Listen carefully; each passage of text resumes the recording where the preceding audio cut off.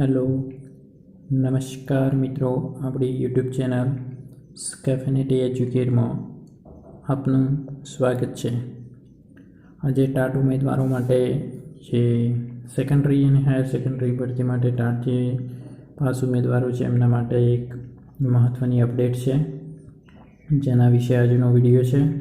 તો મિત્રો, વિડીયો શરૂ કરતાં પહેલાં આપ જો આ ચેનલ પર નવા હો તો ચેનલને સબસ્ક્રાઈબ કરશો, વિડીયોને શેર કરશો અને લાઈક કરશો, જેથી આવનારા તમામ વિડીયોની અપડેટ આપણા સુધી સરળતાથી પહોંચતી રહે. તો મિત્રો, શરૂ કરીએ આજનો વિડીયો. જે ટાટ સેકન્ડરી અને હાયર સેકન્ડરી એક્ઝામ જે પાસ છે ઉમેદવારો માટે ઇમ્પોર્ટન્ટ એક અપડેટ છે કે ગ્રાન્ટેડની માફક પણ જે સરકારી હાઈસ્કૂલ છે એમાં શિક્ષકની ભરતીમાં ટાટના માર્ક્સ જ ગણાશે.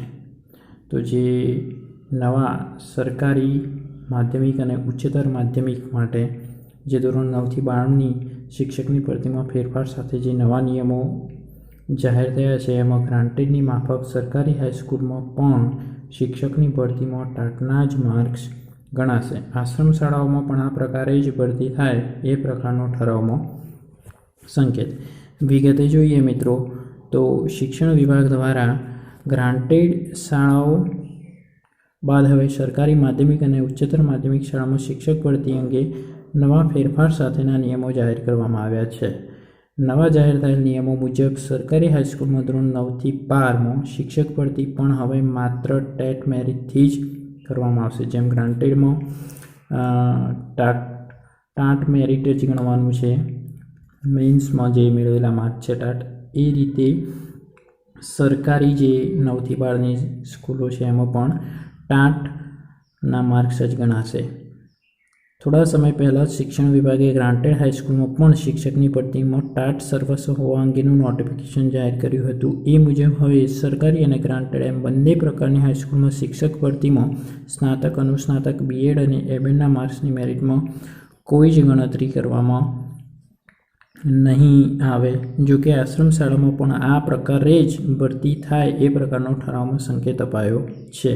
ઠરાવમાં સ્પષ્ટ નોંધ્યું છે કે સરકારના અન્ય વિભાગની સ્કૂલોમાં પણ આ નિયમો જ લાગુ પડશે.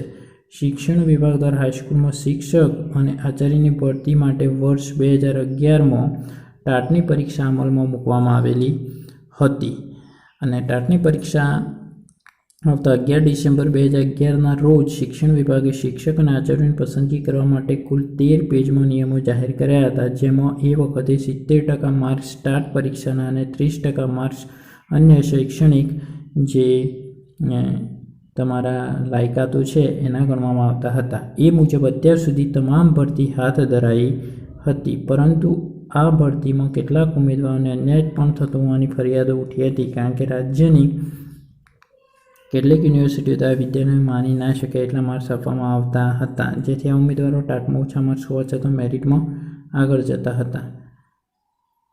તેથી ઉમેદવારો ટાટમાં જે માર્ક્સ મેળવેલા હશે એ માત્ર શિક્ષણ વિભાગે હાઈસ્કૂલના શિક્ષકની ભરતીમાં માત્ર ટાટના જ માર્ક્સ મેરિટમાં